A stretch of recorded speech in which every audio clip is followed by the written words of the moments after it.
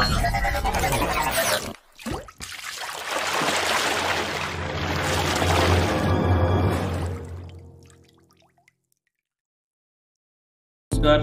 DD value investing চ্যানেলে আপনাদেরকে আরও একবার স্বাগত জানাই। আমাদের ইউটিউবের নাম হচ্ছে অল্টারনেট মাইন্ডস। আমি জাস্ট 4 দিন আগে একটা ভিডিও করেছিলাম, আপনারা দেখতে পাচ্ছেন, market reversal from here. Dot যে পয়েন্ট থেকে দেখিয়েছিলাম সেই পয়েন্ট থেকে মার্কেট রিভার্সাল করেছে।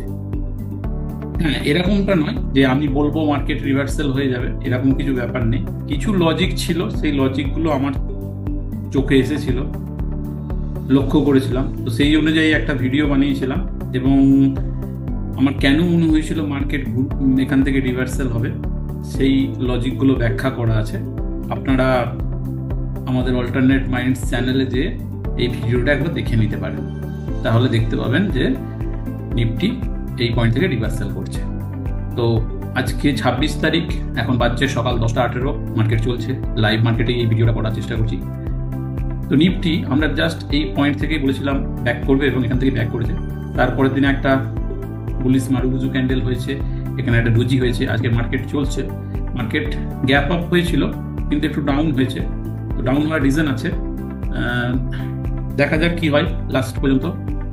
তো আজকে আমরা একটা স্টক নিয়ে ভিডিও করব, বা একটা স্টককে কিছু জিনিস লক্ষ্য করেছি সেই স্টকটা দেখার চেষ্টা করব। তো প্রথমেই বলে রাখি, এটা কোনো রেকমেন্ডেশন নয়, বা এই চ্যানেলে আমি স্টকটা নিয়ে যা কিছু বলবো সব কিছু এডুকেশনাল পারপাস। এই আমাদের ভিডিও দেখে আপনি যদি বাই করেন, যদি প্রফিট হয় আপনার, লসও হয় আপনার লসের জন্য কিন্তু ডিডি ভ্যালু ইনভেস্টিং দায়ী নয়। আপনি যে কোনো ট্রেড নেওয়ার আগে আপনার যে ফাইন্যান্সিয়াল অ্যাডভাইসার তার কাছে অ্যাডভাইস নিয়ে নেবেন। তো চলুন, আমরা আজকে যে স্টকটা দেখব এই স্টকটার নাম হচ্ছে রিল্যাক্সো ফুটওয়্যার, ব্র্যান্ডেড শু কোম্পানি। আমরা যদি শু ইন্ডাস্ট্রিতে দেখি তো নাম্বার 1-এ এখন হয়তো মেট্রো ব্র্যান্ড আছে, নাম্বার 2-এতে বাটা আছে, নাম্বার 3-তে রিল্যাক্সো আছে। এই স্টকটা দীর্ঘদিন ধরেই পড়ছে। যদি আমরা 1 বছরের চার্ট দেখি তো এটা ঠিক আগের বছর 28শে নভেম্বর এই স্টকটার দাম ছিল প্রায় 900 টাকার কাছাকাছি বা 900 টাকার ওপর। সেইটা এখন চলে এসেছে 629 টাকায়। অর্থাৎ 1 বছরের যদি আমরা দেখি এই স্টকটা, 1 বছরে 52 উইক হাই থেকে এই স্টকটা এখন কিন্তু 33% ডাউনে পাওয়া যাচ্ছে।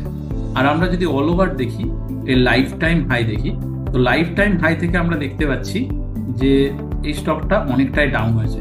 এর লাইফ টাইম হাই ছিল এই জায়গায়, অর্থাৎ 1450 টাকা। সেইখান থেকে স্টকটা কিন্তু 56.40% ডাউনে পাওয়া যাচ্ছে। হাই কবে হয়েছিল? 52 উইক হাই হয়েছিল 1 নভেম্বর 2021 বা নভেম্বর 2021। আজ থেকে 3 বছর আগে এই স্টকটা 1450 টাকায় পাওয়া যাচ্ছিল, এখন 629 টাকায় পাওয়া যাচ্ছে।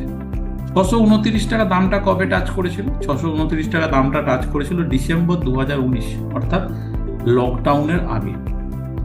তাহলে আমি 19 সালে যে ইনভেস্ট করেছিল আর আজকে যে ইনভেস্ট করবে, ব্যাপারটা একই।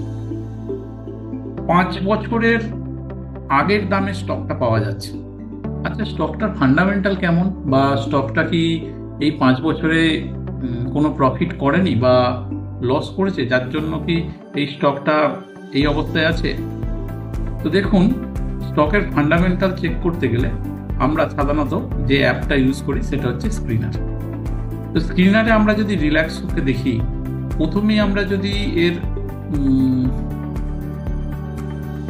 কোয়ার্টারলি রেজাল্ট দেখি, তো কোয়ার্টারলি রেজাল্টে আমরা দেখছি যে